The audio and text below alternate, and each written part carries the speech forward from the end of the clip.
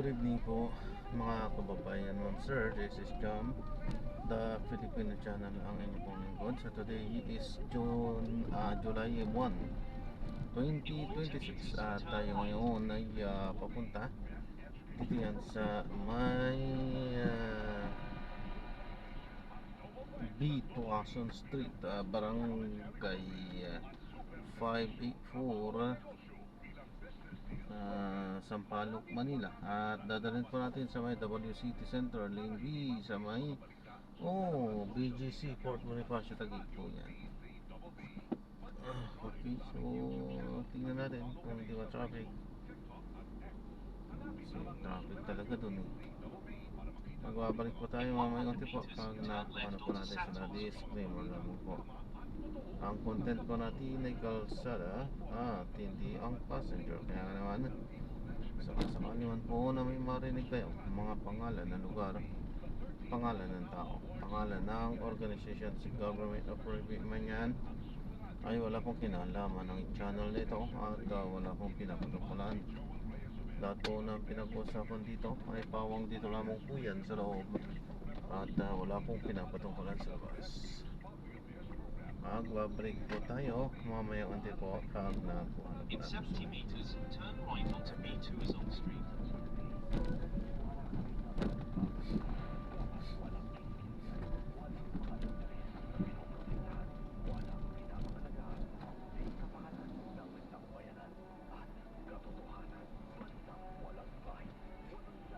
In 40 meters, you will arrive at your destination. Umaapaw ang aming puso sa kaligayahan. Mga pagkilalang tinanggap ng Super Radio D3BB mula sa hanay ng mga mag-aaral. Pagkilala mula sa Alta Media Icon Awards ng University of Perpetual Health System Alta, Las Piñas. Super Radio D3BB itinanghal bilang Best AM Radio Station. Head west on B2 Street. Then in 10 meters, you have arrived at your destination. Itinanghal bilang Best AM Radio Female Personality at sa itinaos na ikalawang Malabon Ahon Awards 2025. Good evening po Ma'am Jen po. Best Malabon Ahon Field Reporter Alan Gatos at Best Malabon Ahon Public Service Feature ang Arriving in 38 minutes at 10:41 p.m. This route is toll-free. In 30 meters, turn right onto Arda Santos Street.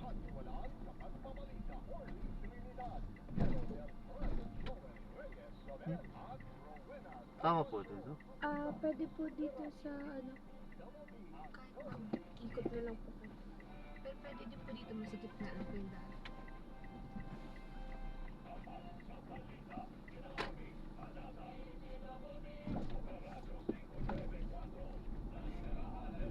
In 100 meters, turn left, then in 50 meters, turn right.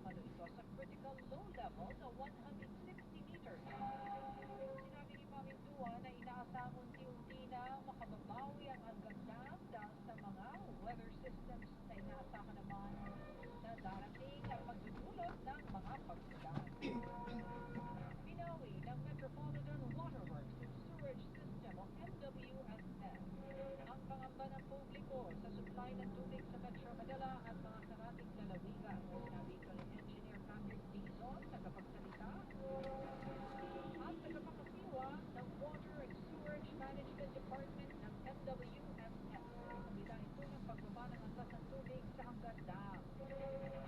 Anya, tataas ang antas ng tubig sa nasabing dam mula Agosto hanggang Disyembre dahil sa mga pagulan sa kabila ng El Nino. Samantala, binigyan linaw si Dizon ay pinagputos ng MWMS Board mula pa noong 2019 ang pagkakaroon ng karagdagang pampakulit ng tubig. Kasama nito ang mga itinayong water treatment plants na Laguna Lake na gawa ng mga water concessionaires. Bukod pa ito sa mga katulad na pasilidad, mga ilog, Dasmariñas, Cavite, maging ang Wawa Dam sa Rizal na pinagkukunan ng supply ng tubig mula pa noong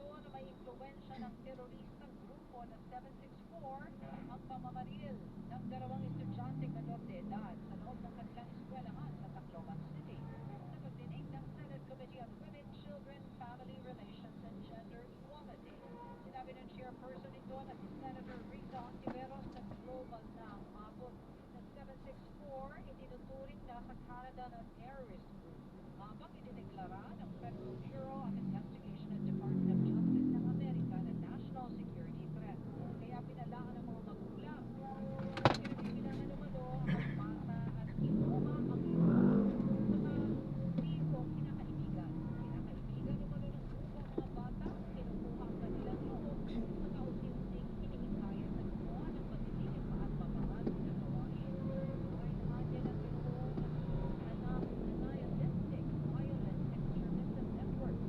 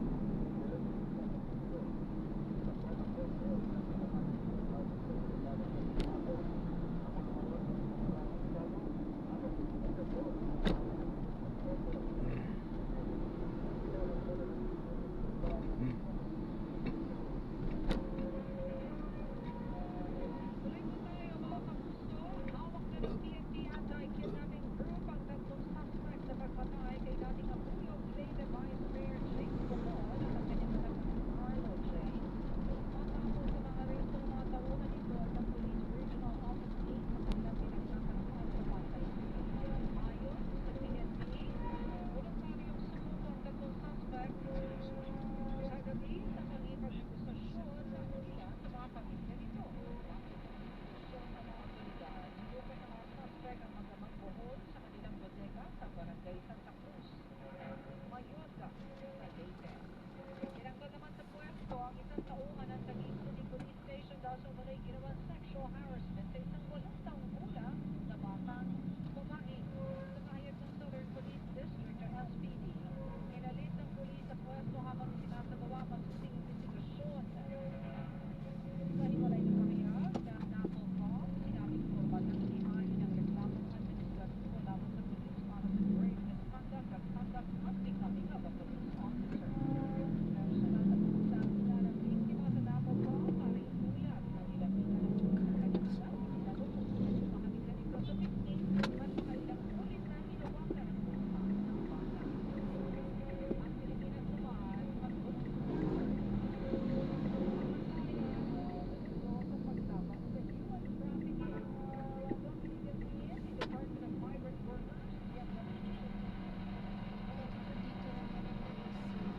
Dito, kanan so. Sarado na po ang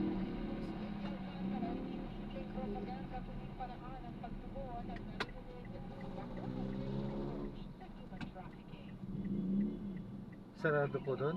Opo. Papunta Kalayaan. Mga ganito po ang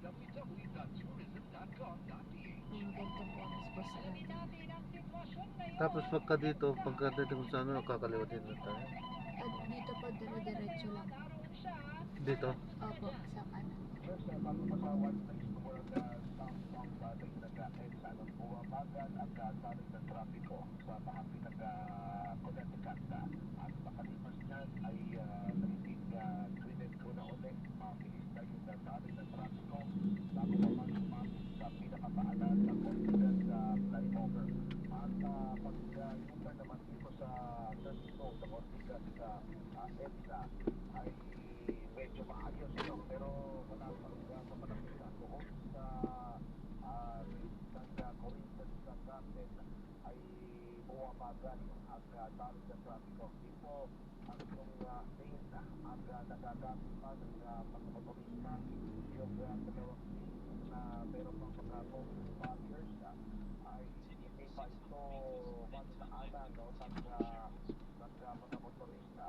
Ito yung lugar kung saan ginamit na parking area na mga tumalo sa 2 araw na pagkilos ng mga miyembro ng Iglesia ni Cristo. At anos sa panlaman ito, no, mga 4 kilometers an hour lamang sa kampo. Pero sa pinaka-inner lane, nandiyan na ginagamit na parking na papasok na rin dito. Ginagamit na rin dito ng ng mga motorista, ito na yung mabilis-bilis. Dito pa natatanaw yung People Power Monument, ganun kabagal. Ang taloy ng trapiko, halos pumipila din yung mga motorista, mga nakamotorista, yung mga nakasigil dito sa gawing kanan, nag-EDSA. Halos kapatid ng concrete barrier na nagkasimpi naman na barikada na sa ginamit siya itong gamit ng mga miyembro nag-ayon para sila makapaspan. Pero itong pinataanan ko ngayon, halos wala nang nakapan na sasakyan. At ang nakikita ko na lamang dito ay meron pang ilang miyembro ng Philippine National Police na nakapagpay. Kanina ka ng 8 ng gabi mga kapuso ay tinapos na yung pagkilos. Dito nga kumahati ng EDSA at One Place Avenue. Malapit na sa People Power Monument. Kaugnay na ginawang pagkilos sa mga miyembro ng Iglesia ni Cristo. May kinalaman sa pagpapadapos doon sa mga may kinalaman pa rin dito nga sa mga pagkarapong o pagdananakaw ng pondo ng mga pamahalaan at ang pinagpagkasuporta din ng Senator Rodrigo Marcoleta na sinasabi niya sa kaharap na ng kaso ng ombudsman. So sa ngayon, tuloy-tuloy mabagal ang dami ng sabi ng sino pa rin natatanaw ang People Power Monument. Ang isang patay ng GMA sa mga duties sa pagkakatotoo.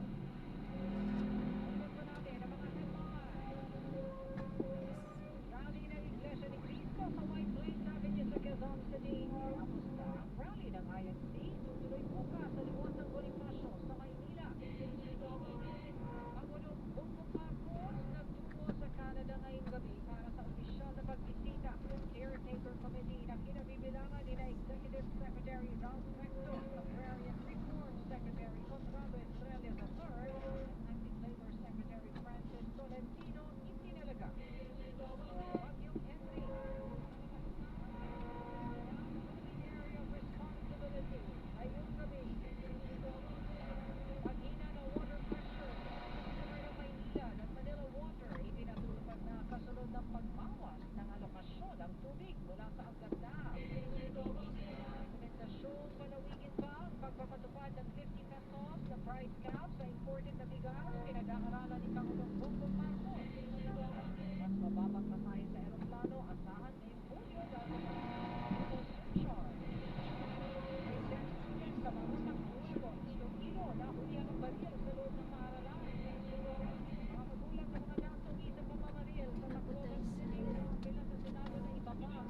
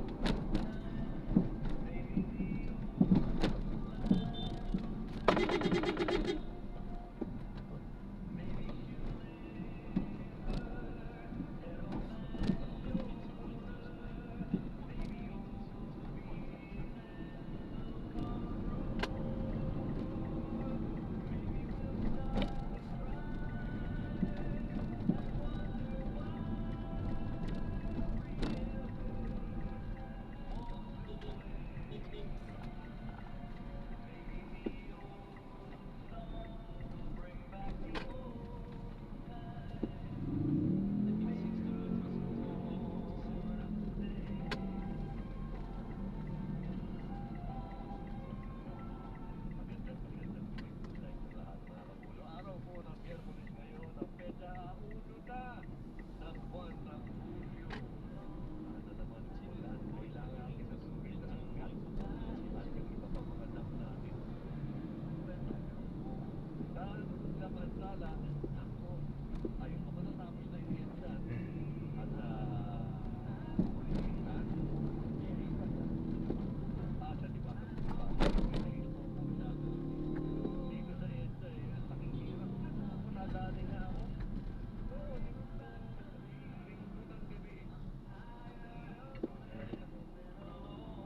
Samantala, tayo naman namin dito para samahan ko yung alas 11:30 at sabay nating balikan yung mga awitin na ika nga nila ay nakakabata.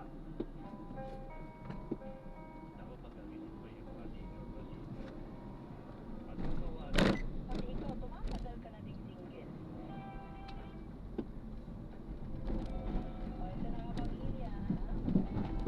Sa pagbabalik po ng Love Connect, malalaman pa natin ang ilang rason kung bakit nga ba ang ibang tao ay hindi ba pwedeng mag-asawa, samantalang ang iba ay matagal na pwede na. Sa pagbabalik po ng Love Connect.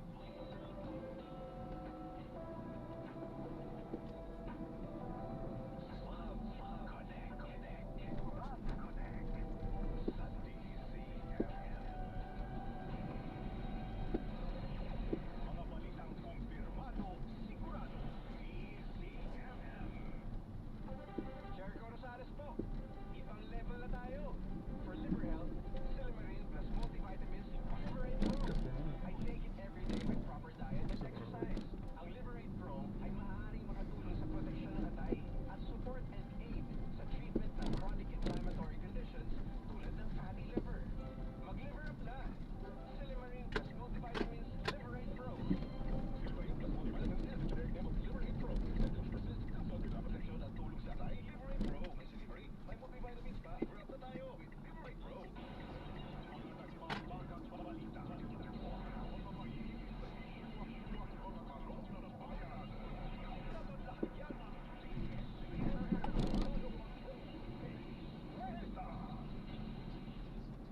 Kahit may edad na kami, masigla pa din. Tuloy lang sa activities.